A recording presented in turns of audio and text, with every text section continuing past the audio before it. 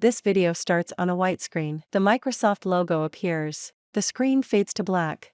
A green background featuring the letters A and I appears, followed by a slideshow showcasing new technologies. AI for Accessibility is a Microsoft program committed to influencing the future of technology to empower people living with disabilities. Whether reimagining the future of accessible education, building experiences that are accessible for people of all abilities, or developing AI-powered technology to make the world more inclusive, we are pushing the limits of what AI can do.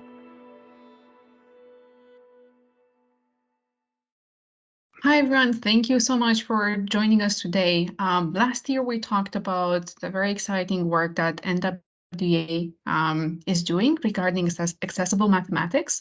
And today, we're continuing that conversation because the work has evolved in the last year, and we really want to do a deep dive in terms of the technology that underpins this important body of work. Together with me are Rob and Jeff. Rob and Jeff, do you want to say hello and introduce yourselves? Hi, everybody. My name is Jeff Freed. I'm the Director of Digital Accessibility Consulting at Perkins Access. We're located at Perkins School for the Blind in Watertown, Massachusetts. And I'm happy to be here today. Me too. I'm Rob Howard. I'm currently a Senior Research Engineer at NWEA, which is now a division of HMH. And this is my second year on the project and really excited to share this with you. This project is focused on finding new ways to make math more accessible to middle school students, primarily those who rely on screen readers or braille display devices. Research shows that students in middle school, by the time they get to middle school, students with visual impairments or students who are blind are typically 1 to 2 grades behind their sighted peers. And so we took that as a challenge to see if we could use new as well as existing technology to help students keep up with their peers as they enter middle school.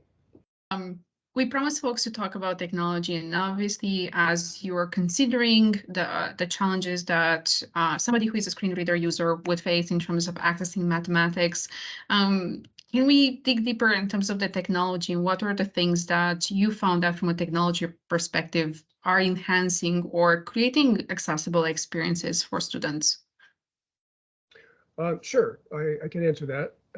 One of the technology challenges is that right now, while students can use screen readers to access structured math, and by structured math, I mean math presented through the use of a markup language called MathML, as opposed to images of math.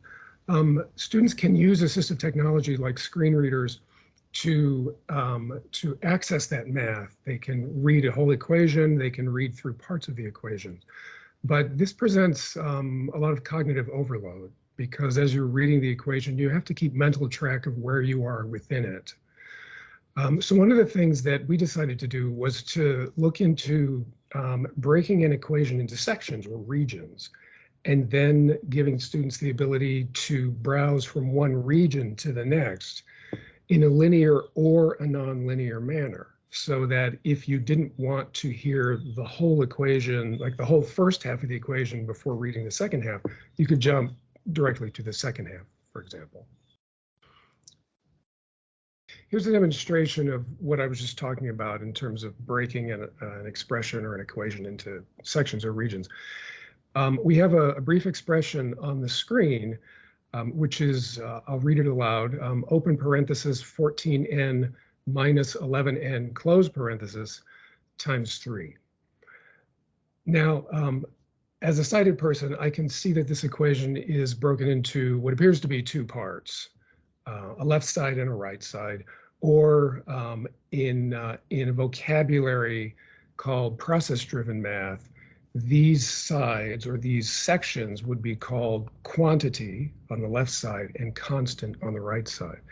A word about process-driven math. This is a relatively new way of teaching math to students, where equations or expressions are given sectional labels or regional labels, and we're using those labels, this new vocabulary, to label the regions of this expression, for example. So if I use my screen reader, right now I'm demonstrating this with VoiceOver on a Mac. If I use my screen reader, I can take a look at this expression in a number of ways. Expression region.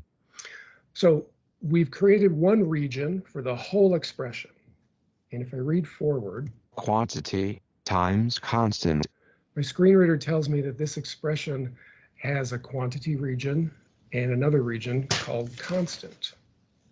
And if I read into that, Open parenthesis, 14n minus 11n, close parenthesis, times 3. there's the expression that I read aloud. And now if I read forward again, End of expression region. okay, so that's the end of the whole expression. I've just read the expression. And now I might want to read forward again. Quantity region. And there's the region that is labeled quantity. So that's the first part of the expression. If I want to read that, Open parenthesis, 14n minus 11n, close parenthesis. and then End of quantity region. if I read forward again, Times constant region. Times 3. so I've just stepped through in a linear manner. I've just stepped through this equation. But what if I don't want to read it in a linear manner? I've already read it once and I'm thinking about it and I want to go back and remember what the first part of the equation was. Here's where we can use tools that come with all screen readers that allow the screen readers to say, open a list of all the regions or jump from one region to the next. Landmarks menu. So in VoiceOver, they're called landmarks. And if I want to just read that first region, which was the quantity region, Expression region. Quantity region. I can choose it and then I can read it. Open parenthesis, 14n minus 11n, close parenthesis. So if you apply this then to a longer equation, a more complex expression or equation, you can see that being able to get to a region in the expression that is, several steps in can now be done without having to wade through all of the material before it. And this can be, we think, a really valuable tool for helping students navigate in a more efficient manner, as well as keep track of the information that they want to read or hear or access on a Braille display device as well. Students with disabilities may also rely on Braille display devices to access math. They may, and they usually do this in conjunction with a screen reader. The way that we have constructed equations, students can access the information on Braille display devices. And one of the ways that we did this, or the way that we did this, was through a tool called MathCat, MathCat. And MathCat is an add-in for NVDA, if you're a Windows screen reader user, that converts math into high-quality speech as well as Braille. And so we relied on MathCat to help us do the conversions to Braille as well as convey them to students. MathCat is sometime soon, I'm told by Neil Seufer, who's the developer, will be coming to other forms of assistive technology near you at some point in the future. That's fantastic news on MathCat. And as we're going through this journey of what is the output and obviously how this can help students, I know there's been a lot of work in the background. We're kind of having a glimpse of this is the output and this is what a student will be able to experience. But Rob, I know the team has done a lot in the background of this in terms of how you made the technology possible. So can you share a little bit more about that? Sure. I think this year was an extension on last year where we did a lot of stuff by hand. We did some exploration thanks to Neil and Jeff helping us out with the Braille side of things this year. We were able to explore UEB and Nemeth and produce that and give it to students to actually try out. Essentially, most of what we showed students was done by hand, and then we thought about how we might implement that at a production level. And so that's where we started leveraging AI and training it with our examples that students found useful. And so things like GPT-4 were actually setting up a mathematical context of how we wanted to think about the math and understand the conversion from MathML to HTML. and then we give it those examples. And when we feed it an equation, we're getting that equation back in that same structure, and it's doing a really good job of that. So when we say it was done by hand, we mean that for you folks to actually get the equation to a stage where it was accessible, you had the different parameters and the different sections for a screen reader to navigate, it actually had to be coded in a certain way where the conversion to HTML made it accessible. So all of that has been done now automatically, or it's being done automatically as we're kind of converging towards generative AI. How has that transition been in the sense of how are you folks experiencing what is the result? What is the fidelity you feel in terms of, hey, this is where it works great, and this is where we still have an opportunity to improve?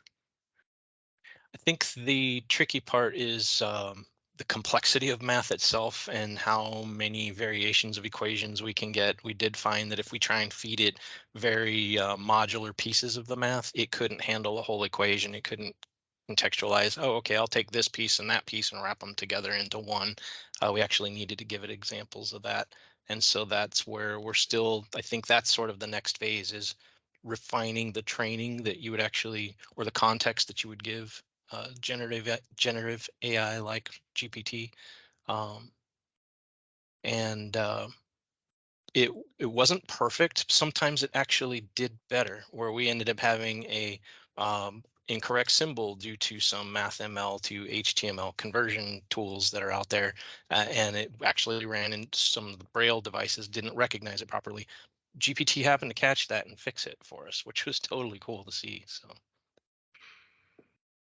I'm excited about the opportunity with this type of technology. Obviously, we're still learning, and I think the whole industry is still in learning mode. But there's so much goodness that can come out of it, and I think in the accessibility space, this is one example of how it definitely can be put to use in a way that is very much needed. Rob, I know that you wanted to showcase something today. Would you like to share that with us? sure. What I will share is essentially when you're thinking about process-driven math, it started from a student communicating with their teacher, and the teacher had designed this process-driven math structure so that they could just talk to each other, and the student can ask specific questions to understand the equation. And so what we've done is replicated that. We've connected GPT-4 and allowed it to, basically we're feeding it a context of, you are supporting a student who is blind and you're going to help them understand this equation that's presented to them. You're not allowed to give them the answer and you need to try and keep them on track, which I'll show a couple of little quirky things that we would expect students to ask. But what I have in front of us right now is just that demo. We've preloaded it with an equation, sample equation 2n plus 3 equals 11, and we've provided it with the additional context of that math. And so now I can actually push my microphone and start talking to it. What is presented to us? The presented expression is 2n plus 3 equals 11. Tell me what's on the left side of the equal sign. The left side has a term and a constant. What is the term on the left side of the equal sign? The left side term is 2n. What is on the right side of the equal sign? Constant. What is the value of the constant on the right side of the equal sign? The constant on the right side is 11. All right, now let's have some fun. What is the value of n in this equation? You are so silly. You know I can't give you that. Can you tell me if monkeys and chickens get along? Sorry, but we need to stay focused on the equation 2n plus 3 equals 11. So you can see it's pretty, I mean, this is pretty much out of the box. So this made my job a lot easier this year than I expected. So this is fun. I absolutely love the interaction, and I can envision different scenarios where this is incredibly useful and it decreases the cognitive load, similar to what both you and Jeff were talking about in terms of the the ability to interact with the equation in different ways. And I know that we spoke of how this technology can be incredibly useful for those who are blind or low vision. It can be incredibly useful for somebody who has dyslexia or dyscalculia as well, because as I'm thinking back to my mathematical days in school, that's something I was struggling with, because it was very hard to actually keep track of all the numbers, which were always kind of jumping on the screen. So I love the fact that it can help really multiple types of disability, and not only. And I also love the fact that there are certain parameters. I know that as a student, I would have definitely been very tempted to ask it, what is the response? I think that's one of the first things we all would have done. So I love the fact that you folks were one step ahead and thought, well, you know what, let's make sure that we have some guardrails as well. So I usually ask all of our presenters for some more homework for the audience. I'm going to make the ask for homework a little bit more specific today. If you were to share with somebody who's considering similar technology or is considering, GPT type technology in the space of accessibility, what homework or advice would you give our audience? I think that in my opinion, I think some of the details that we really should look at is training with different language. I know that right now we're using term and constant, and that's not going to be consistent for every grade level. So I think we are looking at having variations in grade training, and so that you end up giving it some kind of context around. This is a student who's using exploring math in 4th grade, and so give it the appropriate context there. I agree with Rob. One of the things that we talked about early in the project was the fact that teachers and students use different words when they're talking about math at different grade levels. So the vocabulary that's used for middle school students is not necessarily the same as high school students or higher ed students. And so Rob's point about being able to train GPT to adapt vocabulary to the grade level is really it will allow educators more flexibility, and it will allow students to be able to interact with math and understand math at the appropriate with the vocabulary that's appropriate for their grade level. I love that point. And I cannot help but think of all the different ways of addressing this across multiple languages, right? Because we're talking about the differences between the different grade levels and where you are in terms of your mathematical studies. But equally, as we're thinking of the multitude of languages out there, there's also an opportunity to kind of think of, if this is in English, how can we diversify, as there's a need for Romanian, where I'm from, or let's say French or Hindi, and how GPT can help with that, and also help with the appropriate cultural context as well, because that's also an important factor as we're thinking of developing similar technology. Thank you both for joining us today. This topic is really exciting. I'm so keen to see it continue progressing, because it's such a need across educational system in general. So thank you for joining us, and for everybody tuning in, thank you so much for helping us close the visibility divide. Thanks for having us. Yeah, thank you.